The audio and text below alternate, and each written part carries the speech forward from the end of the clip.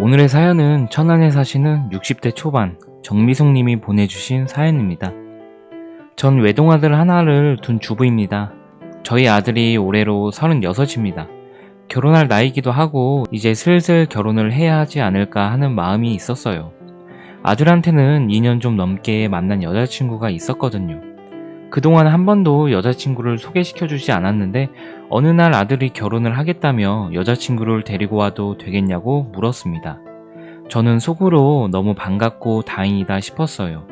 그래서 빨리 여자친구 데리고 오라고 엄마가 맛있는 거 해준다고 했죠. 그렇게 말한 주말에 아들이 여자친구를 데리고 집으로 왔습니다. 아들 여자친구는 저를 보자마자 웃지도 않고 무표정으로 인사를 하더라고요. 그래서 오다가 싸웠나?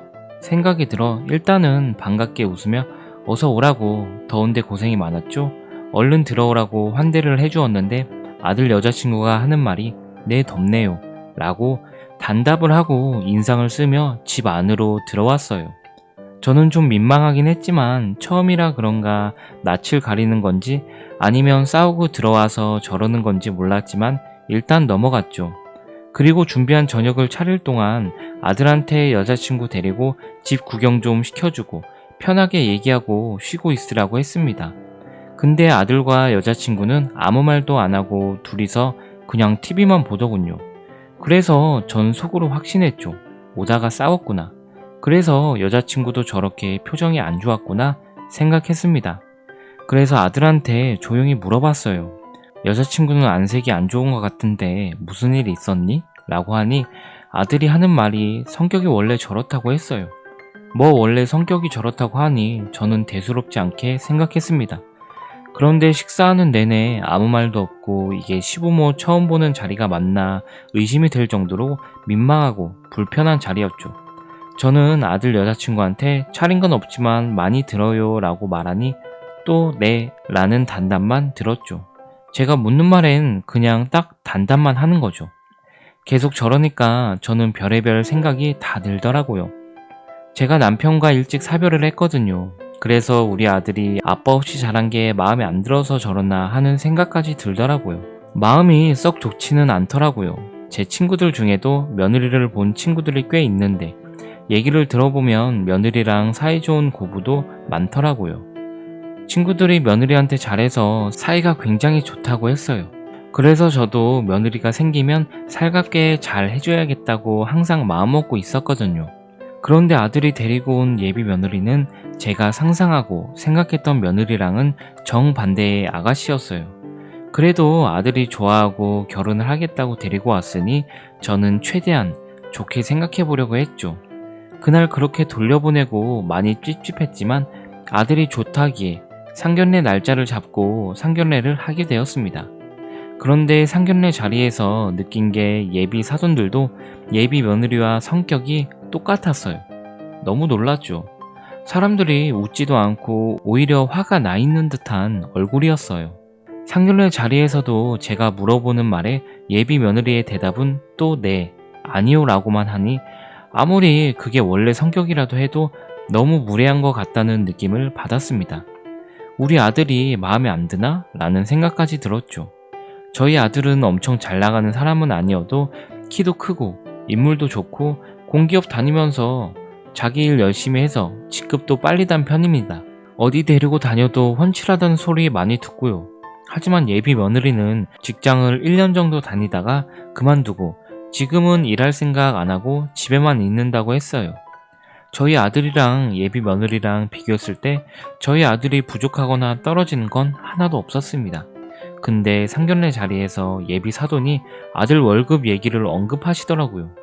그 월급으로 우리 딸 먹여 살릴 수 있겠냐는 둥, 우리한테 용돈을 매달 얼마를 줄 수 있는 거냐는 둥, 이런 얘기들을 하는데 저는 순간 이건 아니다 싶었어요. 그러면서 여자 쪽에서 결혼 날짜를 저보고 잡으라고 하더군요. 보통 결혼 날짜는 여자 쪽에서 잡는데 이상하다 싶었어요. 저는 그날 상견례를 다녀오고 나서 아들한테 진지하게 이 결혼을 하고 싶냐고 물어봤습니다. 그러니 아들은 자기는 하고 싶다고 했어요. 아들 본인이 이 결혼을 하고 싶다고 하는데 제가 못하게 하는 것도 아닌 것 같고 고민하다가 결국 좋은 날 찾아서 결혼 날짜를 잡았습니다. 며칠 후 아들한테 전화가 왔어요. 폐물 얘기를 하는 겁니다. 저는 어차피 예비 며느리 폐물은 염두에 두고 있었긴 해서 알겠다고 했어요. 그리고 나서 예비 며느리한테 문자가 한 통 왔어요. 근데 내용이 다짜고짜 내일 오후 6시 현대백화점으로 오세요 라고 와 있었죠. 전화도 아니고 딸랑 문자 하나 틱 보내는 게 전 슬슬 짜증이 났죠. 마음 같아선 전화를 해서 이따위로 문자를 통보하면 되는 거냐고 말하고 싶었지만 결혼하기도 전에 예비 며느리랑 사이가 안 좋아질까봐 제가 정말 많이 참았어요. 그 다음날 약속 시간에 맞춰 백화점에 갔습니다. 근데 예비 며느리는 저보다 한참 늦게 왔어요. 30분 넘게 늦게 와서는 죄송하다는 말 한마디 없었죠.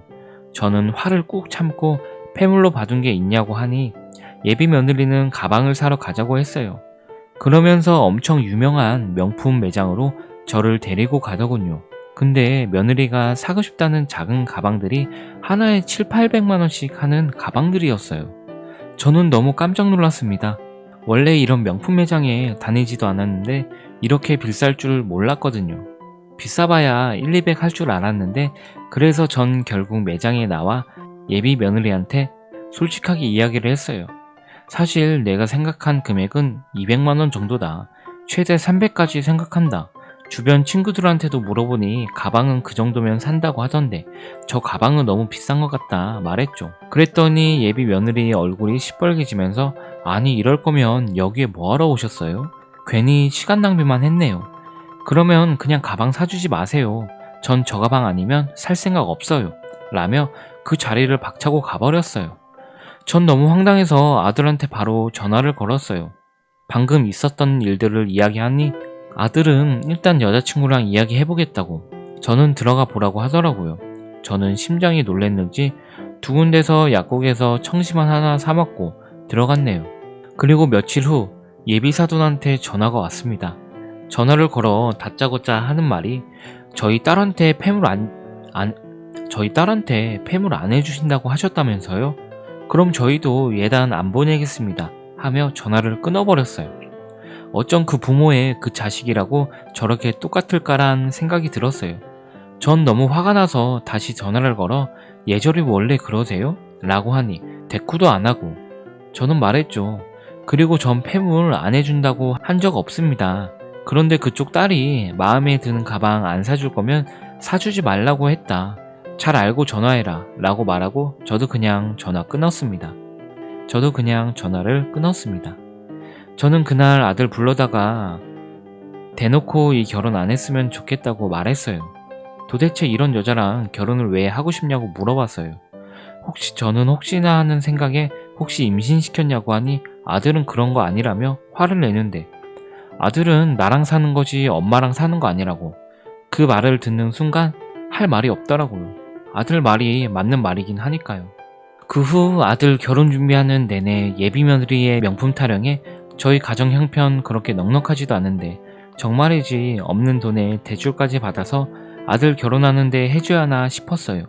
그러다가 문제의 며느리 신혼집 이야기가 나왔습니다. 예비 며느리는 집은 무조건 자가로 해야 된다고 했어요. 전세나 월세는 안 되고 무조건 자가로 해달라고 했어요. 이쯤 되니 결혼하기 전에 한탕 받으려는 속셈 같아 보였어요. 전 집 사줄 능력은 안 된다고 예비 며느리에게 말했더니 그럼 어머님이 사시고 있는 집 파시면 되죠. 혼자 사시면서 38평 너무 크지 않으세요? 이러는 겁니다.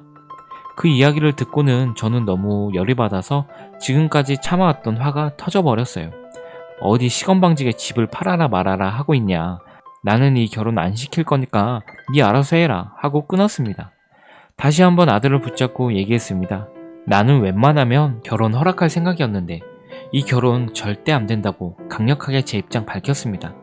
그랬더니 아들은 그냥 집을 팔고 우리 집 해주면 안 되냐고 우기는 겁니다. 어쩌다 아들이 뭐에 홀렸는지 이렇게까지 나오는 건지 그렇게 아들은 막무가내 결혼을 밀고 가기로 결심했고 저는 연락하지 말라고 했습니다. 마음 굳게 먹고 결혼식도 가지 않았어요. 그렇게 둘이 결혼하고 나서 3개월 좀 지났을 때였을 겁니다. 아들이 집에 찾아왔습니다. 다짜고짜 화를 내려고 했지만 아들 안색이 너무 안 좋아 보였어요.